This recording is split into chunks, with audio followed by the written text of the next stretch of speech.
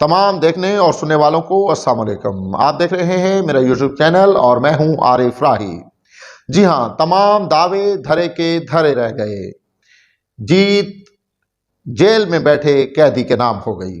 जी हां, इलेक्शन 2024 जिसका गुमान नहीं था, तमाम ताकतवर हलकों को, और ताकतवर हलके ये समझ रहे थे कि इस बार वो शायद अपनी पुरानी कार्रवाइयां डाल लेंगे, लेकिन इस वक्त पाकिस्तान की यूथ ने पाकिस्तान के मुस्तकबिल को एक नए डगर पर डाल दिया है।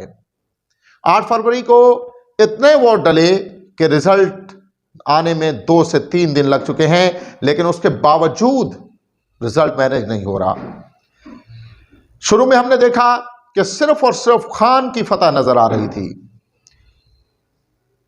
और फिर हमने देखा कि उसमें कुछ तब्दीलियां आई, कुछ धांधली जो थी, धांधली बड़े पैमाने पर हमें नजर आई। और यह भी देखा कि जो उम्मीदवार 30, 40, 50 हजार की लीड पर जीत रहा था, 90% से जायद रिजल्ट आ चुके थे, वो हार गए।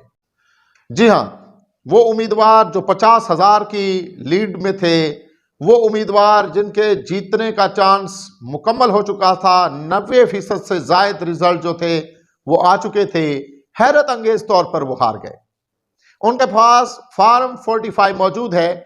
फॉर्म 45 वो फॉर्म होता है जिस पर प्रिजाइडिंग ऑफिसर जो है वो पोलिंग एजेंट को रिजल्ट बना के देता है। उस पर उसके दस्तखत मौजूद रहते हैं कि इस पोलिंग स्टेशन पर कितने वोट किस उम्मीदवार को पड़े। उनके हिसाब से पाकिस्तान तहरीक इंसाफ ने इस वक्त तक 179 सीटें, 179 सीट्स जो हैं वो जीत चुके हैं। उनका रिजल्ट उनके पास है, लेकिन अभी बात यह है कि ऐसे उम्मीदवारों को जिता दिया गया जो बहुत बड़ी लीड से पीछे थे, जिनके वोट बहुत कम थे।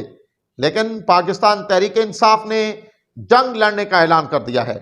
उनका कहना है कि उनका वोटर बाहर निकला और उन्होंने अक्सरियत दिलाई, और अभी यह कानूनी जंग लड़ी जाएगी और किसी भी तरह अपनी जो जीत है उसको शिकस्त में तब्दील होने बिल्कुल नहीं दिया जाएगा।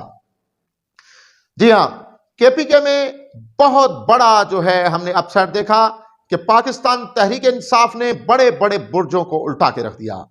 परवेज खटक, जिन्होंने इमरान खान को छोड़कर एक नई पार्टी बनाई थी, वो अपनी सीट न जीत सके। उनका दावा था कि वो इमरान खान को केपीके में हुकूमत बनाने में मददगार साबित हुए, लेकिन बड़ी अजीब बात है कि वो अपनी सीट तक ना बचा सके।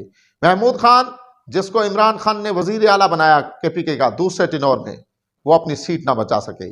बल्कि ये तो बहुत छोटी बातें हैं, इनसे बड़े बड़े बुर्ज जो हैं वो उलट गए। तारीख में ये साबित कर दिया कि वोट की ताकत होती है, और पाकिस्तान का यूथ जो है वो क्या चाहती है। पाकिस्तान की यूथ यकीनन पाकिस्तान के बेहतर मुस्तकबिल का फैसला करना चाहती है। वो चाहती है कि पाकिस्तान आगे बढ़े, पाकिस्तान का नाम पूरी दुनिया में रोशन हो, पाकिस्तान जो है उसका और पाकिस्तानियों का पूरी दुनिया में, और ग्रीन पासपोर्ट का पूरी दुनिया में वकार बुलंद हो, पूरी दुनिया पाकिस्तान को अच्छी निगाह से देखे, पूरी दुनिया पाकिस्तान को इज्जत दे। लेकिन उसी के साथ हमने एक चीज और भी देखी है, यूरोपीय यूनियन, अमेरिका और बरतानिया ने पाकिस्तान पे, जो पाकिस्तान में इलेक्शन हुए उन पर तहफ्फुज़ात का इजहार किया है। उनका कहना है कि लेवल प्लेइंग फील्ड भी नहीं दी गई, और नताइज में इस कदर देरी, और फिर नताइज को जो बदला गया। जी हाँ, उनके मुबस्सरीन और ये जो मुल्क हैं, ये छोटे ममालिक में, या कह लें कि किसी भी मुल्क में जब इलेक्शन हो रहे होते हैं तो उस पर कड़ी नजर रखते हैं कि वहां क्या हो रहा है। और उन्होंने देखा और उन्होंने इस पर अपने तहफ्फुज़ात का इजहार किया है। लेकिन उसी के साथ पाकिस्तान ने भी ये कहा है कि हमें बड़ी हैरत हुई कि इन ममालिक ने पाकिस्तान के इलेक्शन पर सवाल उठाए। जी हाँ, सवाल तो उठेंगे। पाकिस्तान का हर शख्स जो है उसके जुबान पर सवाल है कि आखिर ऐसा कैसे हो सकता है कि जीता कोई और है, लेकिन हुकूमत बनाने के ख्वाब कोई और देख रहा है, तकरीर करने की जल्दी किसी और को है, और वो तकरीर कर भी चुके कि हुकूमत हम बनाएंगे। तो ये एक बहुत बड़ा सवालिया निशान अपनी जगह पर मौजूद है। लेकिन उसी के साथ जो आज की हमारी अहम खबर है वो ये है कि पाकिस्तान तहरीक इंसाफ के जो चेयरमैन है इस वक्त बैरिस्टर गौहर, उन्होंने प्रेस कॉन्फ्रेंस की है और उनका कहना है कि जितने भी हमारे उम्मीदवार हैं वो अपने जो फॉर्म 45 हैं उनको संभाल के रखें और पीर से ही जो है हम कानूनी जंग में उतरेंगे और हम बाकायदा से कानूनी जंग लड़ेंगे और कानूनी जंग लड़कर हम अपनी जीती हुई सीटें किसी भी सूरत में वापस लेंगे। और तब तक हुकूमत जाहिर है बनना बहुत मुश्किल है, जब तक इनके नताइज चैलेंज होंगे तब तक ये कुछ भी नहीं हो सकता। और मियां नवाज शरीफ के ख्वाब जो हैं वो तो बहुत बड़े बड़े थे। वो लंदन से आए थे तो उनका कहना था कि सिर्फ मैं ही मैं हूँगा और मेरी अक्सरियत होगी और 2/3 मेजॉरिटी के साथ आऊँगा। लेकिन इस बार जो मियां साहब के साथ हुई है यकीनन उनसे याद रहेगी कि पाकिस्तान की यूथ, पाकिस्तान की आवाम, पाकिस्तान के नौजवान पाकिस्तान के मुस्तकबिल को किस नज़र से देखते हैं, वो क्या चाहते हैं, वो इस इलेक्शन में साबित हो गया। क्योंकि इस इलेक्शन में बहुत बड़ा यूथ का वोट जो था वो ऐड हुआ और यूथ के इस वोट ने यकीनन काया पलट दी है, सबको हैरान कर दिया है। जो अपने आप को बहुत ताकतवर हल्के समझते थे लेकिन उनकी ताकत का भी सबको पता चल गया और उनको भी ये पैगाम पहुंच चुका होगा कि पाकिस्तान की आवाम और पाकिस्तान के यूथ जो हैं वो पाकिस्तान को खुशहाल देखना चाहते हैं।